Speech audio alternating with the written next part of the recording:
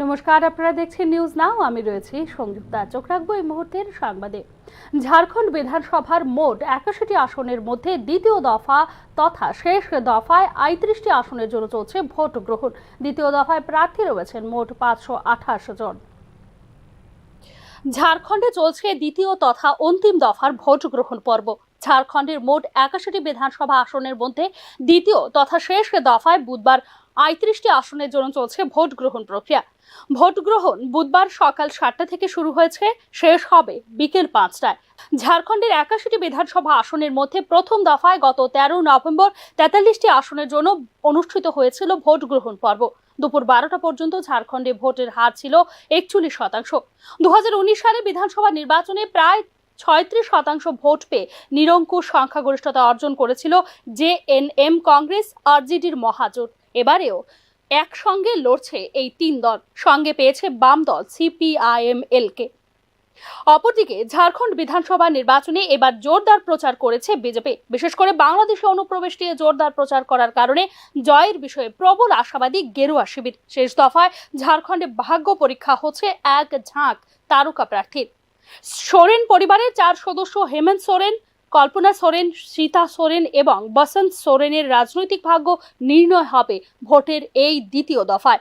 ঝাড়খণ্ডের মুখ্যমন্ত্রী হেমন্ত সোরেন বরহটের বিধানসভা আসন থেকে প্রতিদ্বন্দ্বিতা করছেন। এই আসনে জেএমএম এর দুর্ভেদ্য দুর্গ বলে মনে করেন রাজনৈতিক বিশ্লেষকরা। বিধানসভা নির্বাচনে দ্বিতীয় দফার ভোটে মোট 528 জন প্রার্থীর ভাগ্য পরীক্ষা হচ্ছে, যাদের মধ্যে রয়েছেন 55 জন মহিলা প্রার্থী। আগামী 23 নভেম্বর হবে ভোট গণনা। Bureau report, news now. 7 বছর আগে বনকর্মীদের আর্থিক অনুমোদন দেওয়া সত্ত্বেও এখনো পর্যন্ত তারা সরকারি স্কেল পাননি। তাই সরকারি স্কেলের দাবিতে একদিনের কর্মবিরতি পালন করলেন বনকর্মীরা।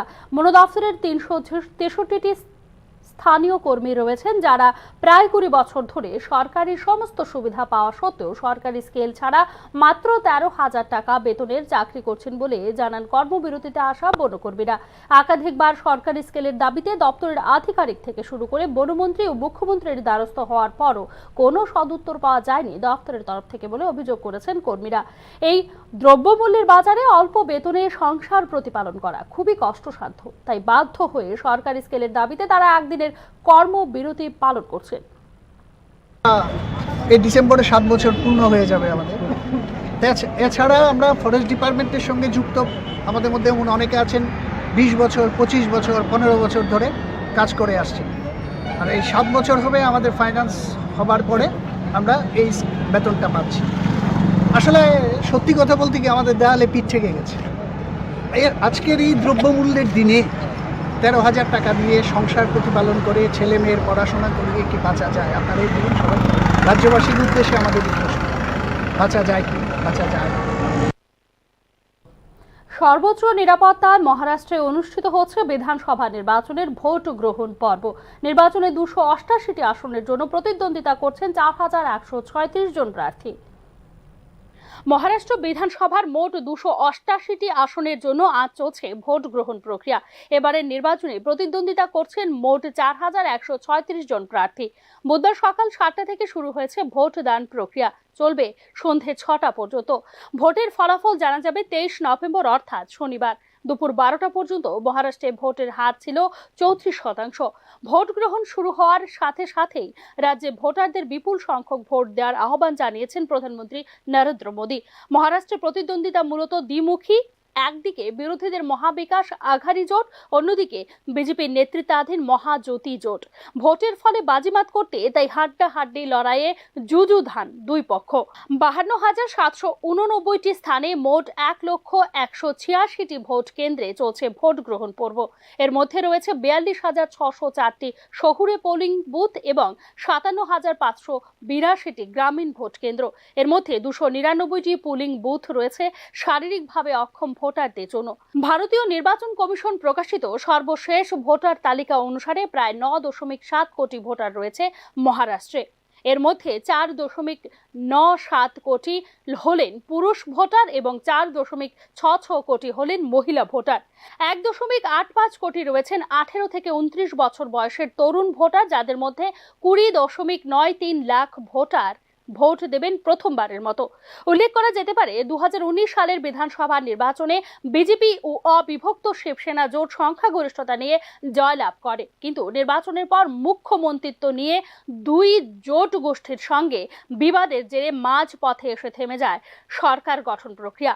এরপর শরদ পাওয়ারের এনসিপি ছেড়ে অজিত পাওয়ারের বিজেপিকে সমর্থন করায় মুখ্যমন্ত্রী হন দেবেন্দ্র ফডনবিস। পরে অবশ্য সেই সরকারও টিকে থাকেনি। রাজনৈতিক টানাপোড়েনে ইস্তফা দিতে হয় দুজনকেই। সরকার গঠন করে মহাবিকাশ আঘাড়ি। এরপর 2022 সালের জুন মাসে একনাথ শিন্ডের নেতৃত্বে শিবসেনায় ভাঙন ধরায় মহাবিকাশ আঘাড়ির সরকারের পতন হয়। বিজেপির সমর্থনে মুখ্যমন্ত্রী হন একনাথ শিন্ডে। তবে তাৎপর্যপূর্ণ বিষয় হলো, লোকসভা নির্বাচনে বিরোধী ইন্ডিয়া জোটের কাছে হেরে যায় বিজেপি নেতৃত্বাধীন মহাজোটী জোট। বিধানসভা নির্বাচনে কার পাল্লা ভারী তা জানতে অপেক্ষা করতে হবে 23 নভেম্বর পর্যন্ত। Bureau report, news now. এদিকে বিয়ের আশীর্বাদের আসর থেকে এক নাবালিকা কন্যাকে উদ্ধার করল বিশালগড় মহিলা থানার পুলিশ ও চাইল্ড লাইন কর্তৃপক্ষ। ঘটনা বিশালগড় মধ্য লক্ষ্মীবিল এলাকায়। প্রধানমন্ত্রীর বেটি বাঁচাও বেটি পড়াও স্লোগানকে বৃদ্ধাঙ্গুষ্ঠী দেখিয়ে গোপনে বিশালগড় মধ্য লক্ষ্মীবিল এলাকায় 16 বছরের এক নাবালিকা কন্যার বিয়ের আয়োজন করে অভিভাবকরা বলে অভিযোগ এলাকাবাসীর। মধ্য লক্ষ্মীবিল এলাকার শাসক দলীয় প্রধান রুমা দাস নিজে দায়িত্ব নিয়ে এই বিয়ের আয়োজন করে আশীর্বাদের অনুষ্ঠানে নাবালিকা কন্যার সঙ্গে ছবি তুলে সামাজিক মাধ্যমে পোস্ট করেন। নাবালিকা কন্যার বিয়ের ছবি ভাইরাল হতেই তা সংবাদ মাধ্যমে ছড়িয়ে পড়ে। সংবাদ মাধ্যমে প্রকাশের পরপরই মঙ্গলবার child welfare committee, child line কর্তৃপক্ষ ও বিশালগড় মহিলা থানার পুলিশ যৌথভাবে এই বিয়ে বন্ধ করিয়ে নাবালিকা কন্যাকে উদ্ধার করে নিয়ে আসে। চাইল্ড ওয়েলফেয়ার কমিটির দায়িত্বে থাকা সীমা দাস ঘটনার বিস্তারিত তুলে ধরেন সংবাদ মাধ্যমের সামনে।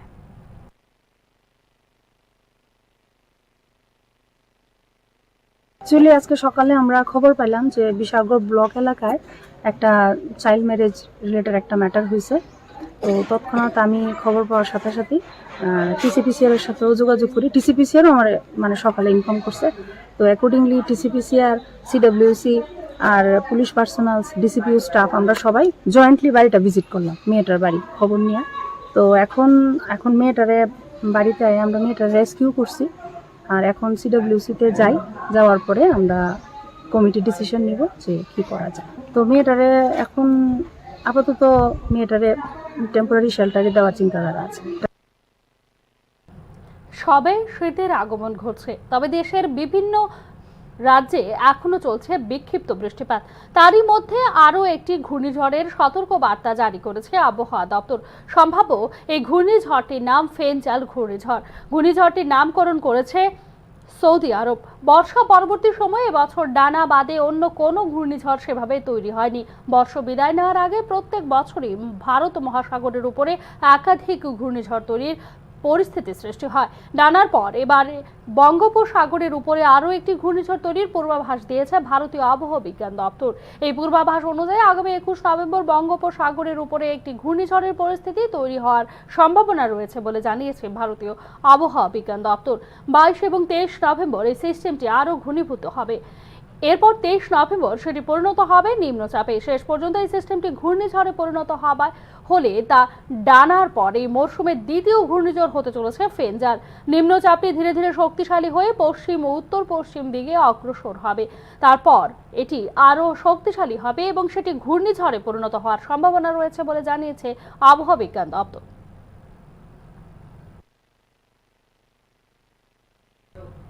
এখনকার মতো সংবাদ এখানেই শেষ করছি। অন্যান্য আপডেটস পেতে চোখ রাখুন নিউজ নাও এর পর্দায়।